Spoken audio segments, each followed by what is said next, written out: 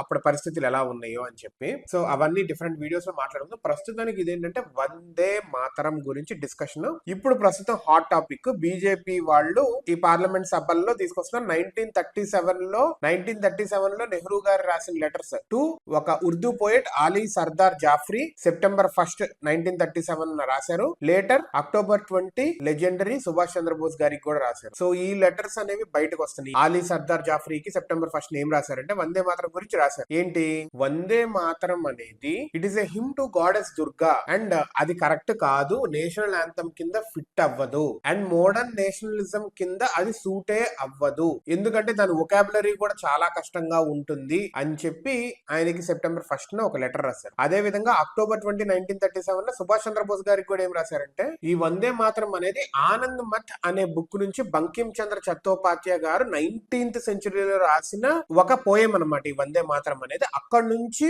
మన వాళ్ళు అలవరుచుకున్నారు, అక్కడి నుంచి మన వాళ్ళు తీసుకొని చదువుతున్నారు. అందులో మెయిన్ గా ఏంటంటే గాడెస్ దుర్గాని మదర్ కింద మదర్ ల్యాండ్ కింద రెండిటి కింద సంబోధిస్తూ మాట్లాడుతూ ఈ ఫ్రీడమ్ స్ట్రగుల్ లో మనం ఈ వందే మాతరాన్ని మొత్తాన్ని యూజ్ చేసుకుంటూ వస్తున్నాం. అయితే ఇది మన నేషనల్ యాంథమ్ కింద నాట్ ఎట్ ఆల్ సూటబుల్, ఎందుకంటే ముస్లిమ్స్ ఇరిటేట్ అవుతారు గాడెస్ దుర్గా ఉంది కదా